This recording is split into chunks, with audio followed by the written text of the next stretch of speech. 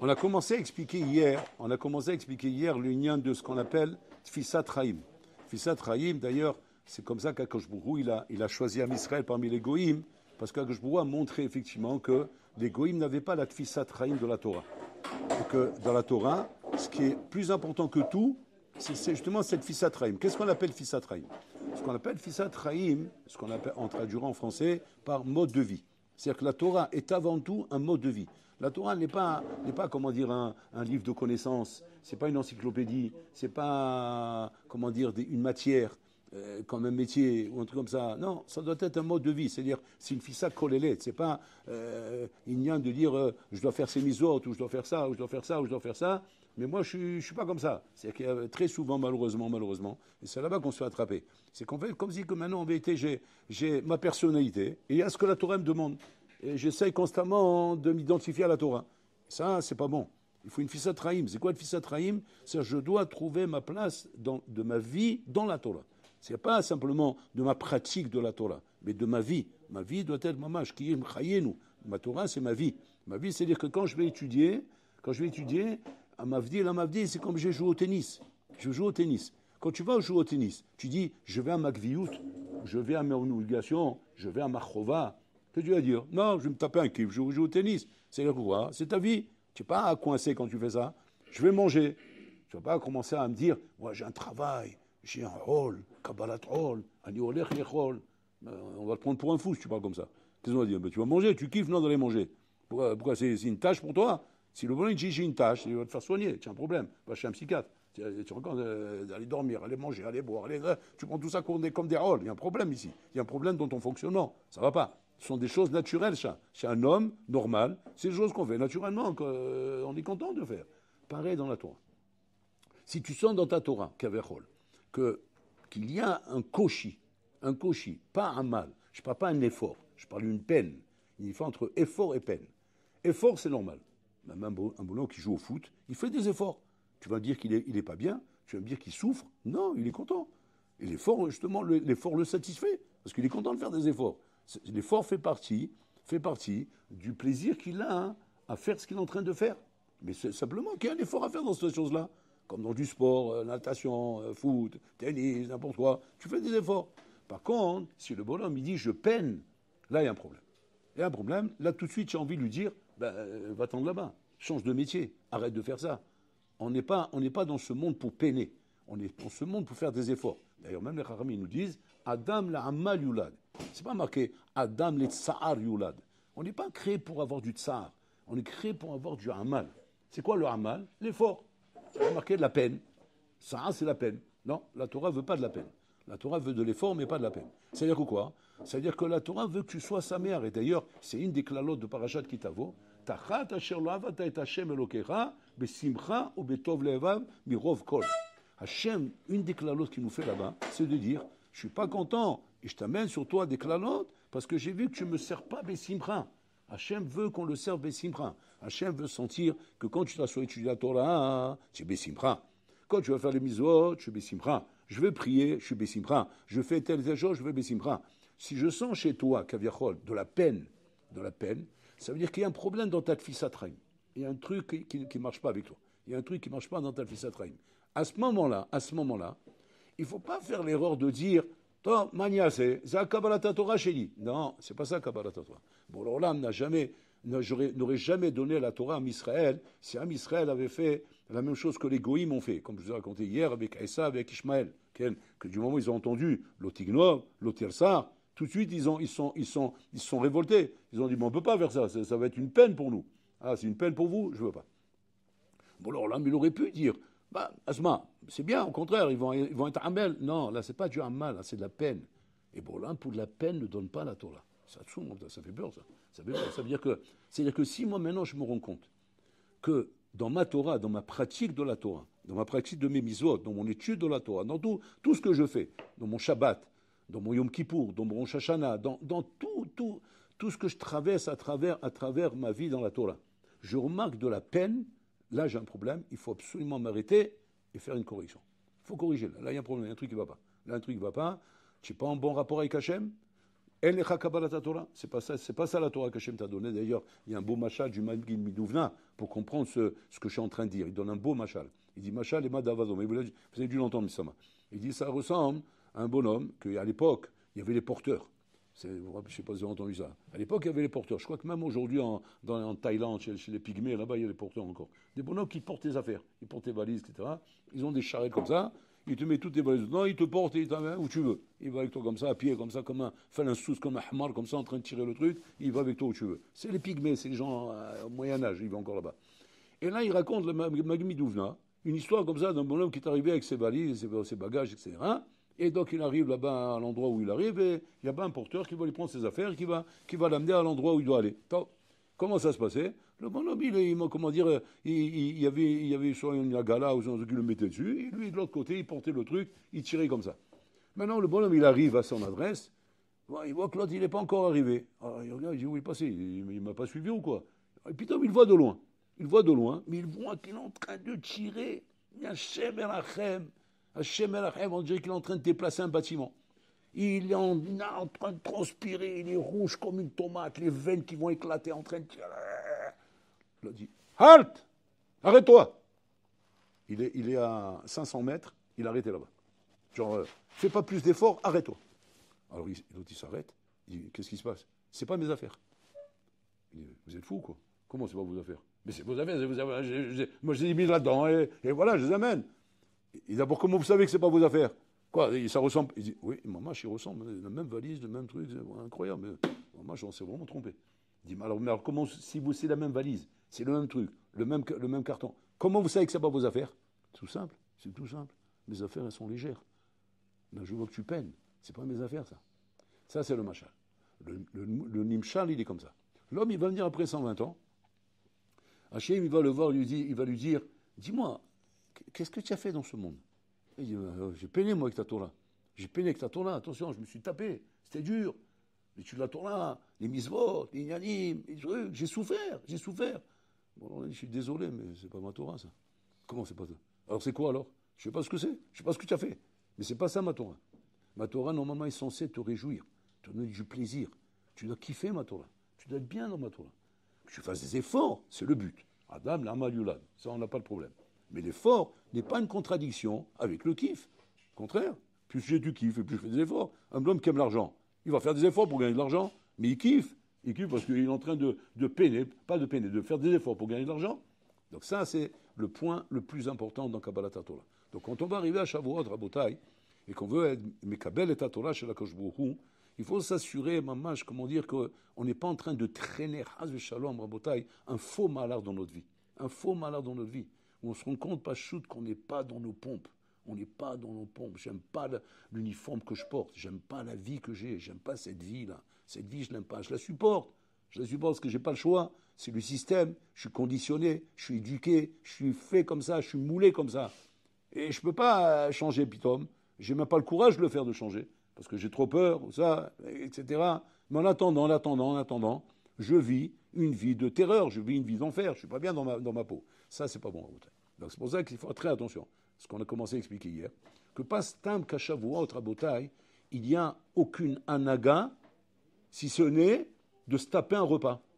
Comme on voit dans la Gemara ne raconte rien d'autre. La Gemara ne dit pas, ce jour-là, il a fini le chasse, ce jour-là, il a étudié Shtiva. Non, c'est marqué là-bas, prépare-moi un vol clita, un vol de 3 ans pour taper un bon repas, et comme ça, de cette manière, je vais recevoir la Torah. On a l'impression à Bota que c'est ça Shavuot. C'est quoi Shavuot? Taper un bon repas. C'est quoi le pshat? Quoi, la Gemara ne pouvait pas me dire que Shavuot, c'est étudier toute la Torah, c'est déchirer, c'est mourir. Non, c'est ça. Même la veillée qu'on fait à Bota, c'est juste un minag. Il n'y a même pas de chova d'étudier toute la nuit. C'est un minag, ça raconte. Donc qu'est-ce que tu vois de là? Tu vois de là que Hachem a voulu mettre le dagesh ce jour-là de Shavuot, pas sur un avoda précise, comme on a appelé ça à Sukkot, et là, mais qui soit simplement montrer la joie que tu as d'avoir reçu la Torah. Et comment on montre la joie à Botaï? Eh ben, on fait une séouda. On fait une séouda et on se réjouit. On chante, on boit, on mange. On est heureux. On est heureux de montrer qu'on a reçu la Torah. Et mais maintenant, on étudie. C'est pas qu'on étudie et agave, on mange, agave. Non. On mange, on boit, on se réjouit. Et mais maintenant, on étudie parce qu'on est content. mais pas le contraire. Sinon, le contraire, bon, on va dire, mais va-t'en d'ici, j'en ai marre de te voir en train de peiner, j'en ai marre de te voir en train de souffrir, j'en ai marre en train de te voir te sacrifier pour moi. Bon, alors là, je n'ai pas besoin de bonhomme qui se sacrifie pour moi. Je veux voir que tu es content de ma Torah. Et c'est ça qu'Akadosh Baruch Hu a fait qu'il n'a pas donné la Torah à Ishmaël et à Isav. Pourquoi? Pas parce qu'Ishmaël et Isav ne veulent pas la Torah. La preuve, c'est qu'à la fin des temps, ils vont venir les premiers pour dire on veut la Torah, on veut les mitzvot, donne-nous une mitzvah. Donne-nous une mitzvah, on va te montrer qu'on est capable. Il va leur donner la soukha. Mais encore une fois, il va leur reprouver qu'au moment Sinaï que quoi? Que vous peinez dans ma Torah. Vous n'êtes pas en train de faire du hamal. Vous n'êtes pas en train de faire des efforts. Vous êtes en train de peiner. Dès que la soukha, là-bas, il va montrer, il y a Sahama Minartika. Il va faire très chaud. Et qu'à ce moment-là, on n'est pas tout de la soukha. Et que alors là, n'avait pas de problème qu'ils quittent la soukha à ce moment-là. Seulement, qu'est-ce qu'ils ont fait quand ils ont quitté la soukha? Maintenant, Be'ita Basouka, ils l'ont démonté, ils l'ont cassé. Un Ben Israël, il serait sorti aussi de la soukha. Mais il serait sorti avec kavod, avec respect de la soukha. Parce qu'en bête, tu n'es pas tour de la soukha. Et pourquoi tu n'es pas tour? Parce que la Torah, c'est Darkenoam. Deracha Darkenoam. Pas tour. Anous, Rahamana Patre. Tu n'es pas bien. Titri, pas trop. Tu n'es pas tour. Bon, on n'est pas en train de ces deux. Ce n'est pas du matraquage, ce n'est pas de l'assommage, ce n'est pas du meurtre et de l'assassinat. Non, tu dois être bien. Simplement, montre effectivement combien Inachinami, tu es content d'être avec moi et combien tu ne souffres pas d'être là. Et c'est ça le Inyan. Donc ça, on a expliqué déjà ce dire. Maintenant, on va développer un autre point. Quand Akadosh Baruch Hu a voulu la donner à la Torah d'Israël et qu'a priori, quand on voit comment la Torah commence, Bereshit, Bara Elokim, et Rashi sur place, il commence. Pourquoi la Torah ne commence pas Bereshit? Pourquoi elle ne commence pas par Achodesh Hazelachem, qui est la première mitzvah qu'on a reçue quand on est sorti d'Égypte? Alors la Torah, elle était donnée pourquoi? Pour nous raconter des histoires? Non. Et là, pourquoi? Pour nous apprendre les mitzvot. Or, si c'est pour nous apprendre les mitzvot, eh bien, apprends-moi la première mitzvah. C'est quoi la première mitzvah? Achodesh Hazelachem, Rosh Chodesh. Donc, on va nous apprendre la mitzvah de Kiddush Lebana, Rosh Chodesh. Comment on est Mekadesh le Chodesh? À ce moment-là, commence la Torah par ça. Rashi, sur place, il s'arrête et lui dit non. Hachem a voulu commencer la Torah pour te montrer les raisons pour lesquelles il a créé le monde. Bereshit. Pour deux Réchit, Hachem a créé le monde. Une qui est Réchit, qui s'appelle Israël. Pour Israël, Hachem a créé le monde. Et deuxième, pour la Torah, qui s'appelle Réchit. Il a fait. Donc Hachem a tenu absolument à montrer ça. Pour ça qu'il a commencé la Torah comme ça. Il a fait. Torah, alors maintenant, on se dit quoi? Ça veut dire que la Torah, elle est vraiment Chashuvah. La Torah, elle est vraiment Chashuvah. Elle représente la matara et le but de la création du monde. Si c'est comme ça, tous les Farshim, ils demandent, vous pouvez me montrer où est-ce qu'il est écrit, depuis Abraham Avinu, jusqu'à Moshe Rabbeinu, les Israël sont sortis d'Égypte, où une fois, Hachem a parlé du don de la Torah. Cherchez, vous ne trouverez jamais. Il n'y a pas. Il ne parle pas du don de la Torah. Quand il parle à Abraham Avinu, toutes les promesses qu'il lui font, c'est quoi? Eretz Israël. Il parle à Moshe Rabbeinu, c'est quoi les promesses et c'est quoi l'itinéraire? Eretz Israël. Juste, il fait un remez, ouais, chez Baderer Ta'avdu ala Hashem. Vous ferez un service sur la montagne. Un service. C'est comme si maintenant tu dois voyager quelque part. Je dis, ça ne te dérange pas. Tu passes par là-bas, ouais, tu me fais une petite commission, ouais, ça ne te dérange pas. C'est genre Zenene Vezelo Hazer. Sans que ça te coûte ni du temps, ni de l'argent, ni agave. Oui, monsieur, avec plaisir. C'est ça la Torah. La Torah, c'est en passant. C'est-à-dire qu'il y a en plus où ça? Dans le désert. Même pas en Eretz Israël. Israël, c'est là-bas que ça se passe. C'est là-bas qu'on va vivre. Donc, il convenait de donner la Torah en Eretz Israël. Plus que ça. Quand on va fêter Shavuot, on arrive par exemple à Pessah, à Sukkot, on mentionne ça dans la Torah. On mentionne Sukkot, on mentionne, d'ailleurs, toutes les kavanot à Sukkot, c'est en fonction des psukim de la Torah. On arrive à Pessah, à Matan Torah, on ne te mentionne même pas Matan Torah, Bichlal, dans le Noussar de la Tfila. Comment on appelle ça? Chag Shavuot, la fête des semaines. C'est quoi ces semaines? Quelles semaines? Qui parle des semaines ici? Ben, les semaines que tu as comptées là. Tu as compté 7 semaines, alors la fête des semaines. C'est-à-dire que la fête qu'on fête, Rabotai, Matan Torah, c'est la fête des semaines. Tu peux pas dire la fête de la Torah? Chag Matan Torah. Pourquoi tu dis pas les choses clairement? On dirait qu'on a peur de Enara, on a caché, on a fait tout en sourdine, tout comme ça, comme si la douane, ils vont nous attraper. On dirait une bande de voleurs. On n'est pas des gangsters quand même. Au contraire, c'est le but de la création du monde. C'est pour ça que la Torah, Hachem l'a donné à la Torah. Pourquoi la Torah n'est pas mentionnée en Rabotai? En fait, Hachem a voulu qu'on comprenne ici quelque chose de très fondamental. Très fondamental. Qu'il y a quelque chose qui est encore plus important que même la Gemara, elle se pose la question à cause de tout ça, à cause de tout ce que je viens de dire. Elle demande qui est plus important, le limud Torah ou le maaseh mitzvot. Comme ça, la Gemara demande. La Gemara dans Baba Kama. Alors, la Gemara répond à la fin, elle dit limud shemivi l'idée maaseh. C'est-à-dire qu'elle trouve un compromis. Elle ne dit pas le limud est plus important. Elle dit limud parce que le limud amène au maaseh. Ça veut dire que si jamais ton limud t'amène pas au maaseh, maaseh yoter chashuv. D'ailleurs, comme c'est marqué, le haïkar midrash c'est la maaseh. Le haïkar c'est le maaseh. Donc il n'y a pas de discussion que le maaseh c'est le principal. Seulement parce que tu m'as posé la question qui est plus important, le limud ou le maaseh, alors j'ai trouvé un compromis de dire limud chez mes villes et des maaseh. Mais si tu poses la question maintenant, sauf, qui est plus important? Maaseh. Maaseh c'est plus important. Pourquoi? Parce que si tu dis et tu ne fais pas, c'est mieux de ne pas étudier. Tu rigoles quoi, c'est mes 4 règles. Donc là, t'as haïkar c'est maaseh. Si c'est comme ça, Rabotai, à quoi sert le limud Torah alors? Pourquoi on l'étudie alors? Donne-nous des mitzvot à faire et on les fait. On va juste apprendre avec un Shulchan Aruch quelles sont les choses qu'il faut faire pour faire cette mitzvah. Et tu vas faire la mitzvah. Qu'est-ce qu'on a besoin de rentrer dans des soubiotes, un moukot, où on est en train de décortiquer dans tous les sens. Ouais. Et le pourquoi, du comment, du pourquoi, et du comment, et du pourquoi, du comment. Oui, attends. Accouche. C'est quoi la mitzvah? Prends le loulav, prends les gars, muet, ça y est, j'apprends comment il faut faire, nord, sud, est, ouest, c'est beau, j'ai posé, j'ai fini la mitzvah. Non, ma kola pipouli, mais kola dvarim האלה, ma tsorer chez kola alimut Torah הזה. עד כדי כך, הלימוד שמביא לידי מעשה, parce que même le limoud, s'il n'aime pas un מעשה, il sert à rien, alors ça rend encore plus dur, alors la man il l'omède. Et là-bas, ils expliquent, les Baalei Moussar Rabotai, qu'il est impossible de s'attacher à Hachem sans étudier.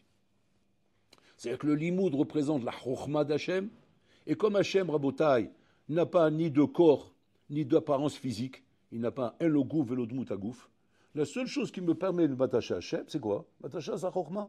Je n'ai pas d'autre moyen de m'attacher à lui.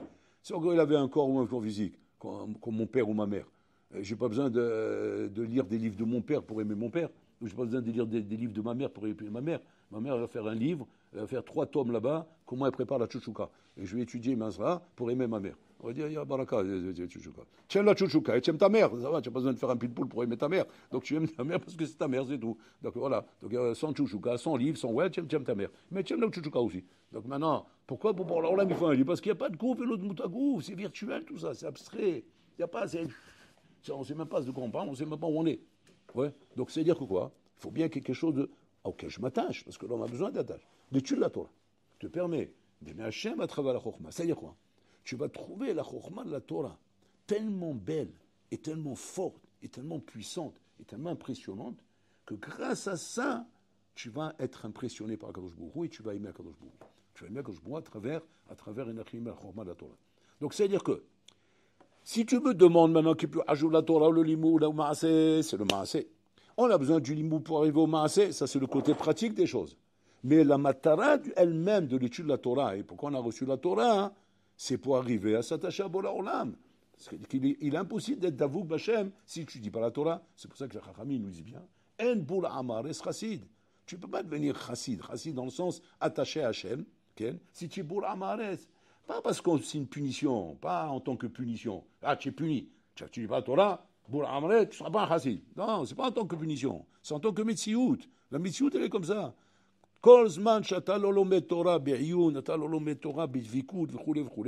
Tu n'arriveras pas à l'amour d'Hachem, c'est impossible. Même si quelqu'un va te dire, non, je te prouve le contraire. Moi, j'étudie pas. Moi, je fais rien et j'adore Hachem. Mytho. C'est un salade russe, ouais. C'est un bonhomme qui aime la guitare et il croit qu'il aime Hachem. Des fois, on peut créer des ambiances sans citer de nom, ouais. On peut créer des ambiances à Botaï qui peuvent te donner l'impression qu'à travers ces ambiances, tu aimes Hachem, ouais. Tu vois, Ani Oev Hachem, on fait un beau chant comme ça, voilà. Il me dit, oh, j'aime Hachem, c'est Baraka, arrête ton mytho. Tu n'aimes pas Hachem, tu aimes la musique, tu aimes l'ambiance qu'on a fait ici, tu aimes le nigoun, c'est tout. Je n'aime pas. Si maintenant je te fais un nigoun de Tchabeb, tu vois comme tu vas l'aimer. Tu vas le vomir même. Donc c'est pas, il ne faut pas se mentir à soi-même en Bouddha. Le vrai Kesher avec Bola Olam, qui va amener un vrai amour à Hachem, ce n'est que par l'étude de la Torah. Il n'y a pas d'autre issue. Tout le reste, c'est du mytho, c'est du mensonge, c'est se mentir à soi-même. Et on le voit bien, Rabotai. On le voit bien que quand tu as un bonhomme en Bretagne qui est réellement attaché à la Torah, tu vois que c'est un homme fidèle à Kadosh Baruch Hu. Et quand tu vois un homme qui n'est pas attaché à la Torah, qui est attaché à du folklore, à des ignanim, à droite, à gauche, il n'est pas fidèle à Kadosh Baruch Hu. On va le voir, ce bonhomme. On va le voir comment il est maasé. Il va chavirer. Une fois là, une fois là, une fois là, une fois là, une fois là. On peut pas lui faire confiance. Alors que quand un homme, il est cachou, bilimut Torah, mamash vraiment comme il faut, cet homme-là, il a chinamite, tu vas voir en général, il y a des exceptions, je ne dis pas le contraire. Mais en général, tu verras que celui-là, il est fidèle à la Torah. Il est fidèle à Hachem. Il est fidèle dans les misotes, etc. Pourquoi? Tout simplement parce que quand tu t'attaches à la Chokhmah d'Hachem, automatiquement tu t'attaches à ces misotes parce que tu aimes celui qui t'a donné cette Chokhmah.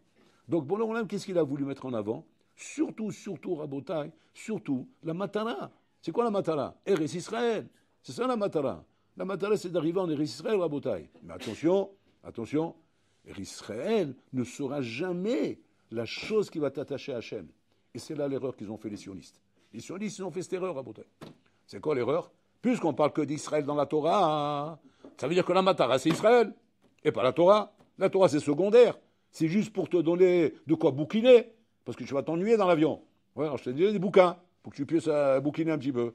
Et comme la galoute, elle va durer longtemps, 2 millions de galoutes, Rabbi, tu as intérêt à avoir beaucoup de soirées, même pour pas t'ennuyer. Sinon, tu vas tirer une balle à la fin. Mais va dire que le Icar, c'est Israël. C'est pour ça que beaucoup sont trompés et ont commencé à faire le culte d'Eretz Israël. Chez Mishmor, Israël, c'est pas le Icar. Israël, Sarakol, c'est le Tnaï, parce qu'il y a Siba, il y a Tnaï. La Torah, c'est la Siba pour s'attacher à Hachem, par cause à effet, c'est la cause avec laquelle tu t'attaches, et que sans ça, c'est impossible. Israël, c'est le Tnaï, c'est juste une condition. Et la preuve que c'est qu'une condition, et c'est pas la Siba, c'est qu'on est en Galoute. En Galoute, Rabotai, Minaddin, on n'est pas en Eretz Israël. Ben, si on est en Israël au niveau géographique, mais on n'est pas encore en Eretz Israël. Qu'est-ce qu'on appelle en Eretz Israël? Begeoula, Bemalchut Israël, Betamikdash. Ça s'appelle en Eretz Israël. Sinon, on est en Galoute, Rabotai. On nous menace sans arrêt de nous jeter de notre pays, de nous massacrer, de nous tuer. Donc on n'est pas encore Yoshvim à Eretz Israël, la Bétar. Maman, d'une manière sûre. Et la main, c'est juste un tenaille. Mais le siba essentiel, c'est la Torah, Rabotai. Pour ça, quand je pourrais bien voulu qu'on dissocie les choses, qu'on fasse attention. Le mode de vie, qui est la chose qui t'attache à Hachem, n'a pas de localité, n'a pas de repère, n'est pas repéré quelque part. Ta Torah sera avec toi, même en exil, même dans des Meharot, même au fond de la Chine, même en Thaïlande, même chez les Pygmées, au fond de l'Amazonie là-bas, avec des cannibales qui te cherchent depuis 3 jours pour te faire cuire dans une marmite. Ouais. Mais toi, tu seras avec ta Torah. Pourquoi? Parce que tu sais que c'est la seule chose qui t'attache à Hachem. Et tu vas pas dire maintenant, ouais, j'ai pas Israël donc j'ai rien. Mais non, tu as la Torah. 2 millions de galoutes, Rabotai. On n'était pas en Israël. Et bon, au Hachem, il y a eu des sadikim et des chachamim qui ont grandi, Rabotai, dans la galoute. Donc tu vois bien que la Torah n'est pas dépendante d'Israël. Par contre, Israël est dépendant de la Torah. Israël est dépendant de la Torah. Donc c'est pour ça qu'on doit bien comprendre, Rabotai, que matin Torah, recevoir la Torah Shavuot, Rabotai, c'est mettre du céder dans sa tête. C'est dire comme ça. Je dois, mamage, comment dire, à nouveau cette année, répondre à la question d'Hachem. Parce qu'Hachem, tous les ans, il vient vers toi et te dit, Ataro, c'est ta Torah chez lui, aucun lolo. Parce que attention, hein, la Torah, c'est pas parce que là-bas ils l'ont acquis que moi je l'ai acquis. La Torah, c'est pas Yerusha, c'est pas un héritage. C'est, à nouveau, on va te poser la question, à Shavuot. Ataro, c'est ta Torah ou l'eau? Si à Shavuot, tu donnes l'impression à Hachem que la Torah et toi, c'est deux, ouais, c'est pas de fils à Traim là-bas, ben tu reçois pas la Torah. Tu vas vivre comme un juif sans Torah. Il y en a beaucoup comme ça, malheureusement. Donc il ne faut pas qu'on soit là-bas, Rabotai. Il faut qu'on fasse nos shiurei baït pour réellement nous poser la question et nous dire Ani bemet imaiti be'al Sinai, botozman, à ce moment-là, Haïti omer naase v'nishma. J'aurais dit naase v'nishma. Il faut que ce soit oui. Donc pour ça que c'est très important d'arriver à me rendre compte comment dans ma vie, pas simplement dans ma religion, dans ma vie de yom-yom, ma Torah trouve sa place. Je suis heureux avec ma Torah dans ma vie. Je ne suis pas en train de m'imposer une Torah où je suis en train de me casser les dents pour savoir où je la mets. Je ne sais même pas où je la mets. Tellement qu'elle me prend la tête, cette Torah, je ne sais même pas où je la place. Je ne sais même pas comment je la respecte, comment je fais avec elle. C'est une torture chinoise. Non, bon, alors là, elle me dit, tu sais quoi, laisse tomber, c'est pas pour toi. C'est pas pour toi, laisse tomber. Il faut que je sois heureux avec ma Torah. Il faut que ce soit du bonheur. Et ce bonheur à Botaï, c'est à Shavuot que je vais le montrer. Donc tout le matara de Shavuot sert à montrer que combien tu es volontaire de recevoir la Torah.